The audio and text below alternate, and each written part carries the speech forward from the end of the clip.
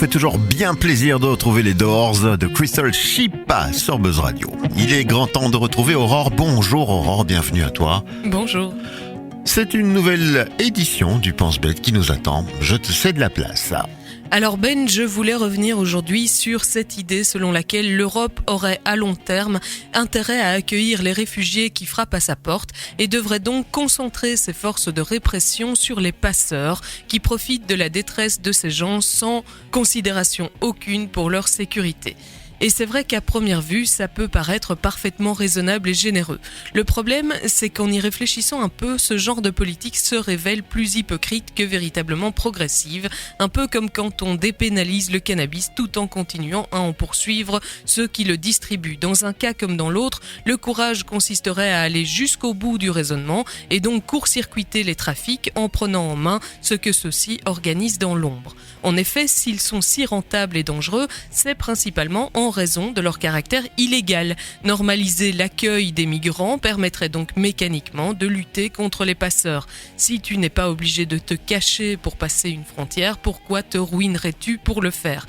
Par contre, plaider pour plus d'accueil en fermant les yeux sur la manière dont l'entrée sur notre territoire se fait, ou plutôt en continuant à réprimer les tentatives d'intrusion tout en faisant la condition de l'attribution du statut de réfugié, revient à offrir toutes les garanties d'un trafic prospère. Autant dire que d'un point de vue purement pratique, ce genre de politique est totalement contre-productive.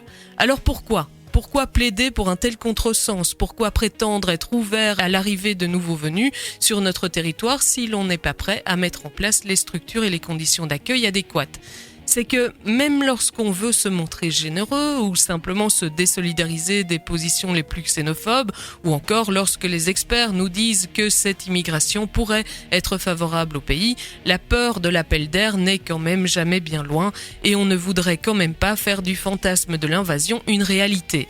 Or, la peur est bien mauvaise conseillère en politique plus encore qu'ailleurs et on se retrouve donc dans la situation paradoxale où la fermeture pure et simple des frontières, si elle était possible et malgré son manque total de compassion, provoquerait probablement moins de drames pour les populations déjà jetées sur les routes que l'hypocrisie et l'inconsistance actuelle de l'Europe. Par contre, si l'on veut vraiment agir dans le souci de ces hommes et ces femmes dont la précarité du sort nous préoccupe, il serait temps d'admettre que cela exige une véritable révolution dans notre politique d'immigration, qui laisse de côté nos craintes et nos préjugés, au risque de déplaire à une partie de la population et de passer pour de dangereux idéalistes. Quand la réelle politique est une politique absurde et inefficace, peut-être est-il temps de remettre les idées au pouvoir. Merci Aurore pour cette analyse subtile de l'immigration, ce sujet vraiment à l'actualité pour le moment. C'est bien dommage. Eh oui. À demain. À demain. En pleine forme pour la dernière de la semaine. La suite, c'est la musique proposée par Tasmin Archer, Sleeping Satellite, ou bien encore Maccabée et les Zombies Orchestra. Buzz Radio, juste pour vous. Buzz Radio, juste pour vous. Buzz Radio.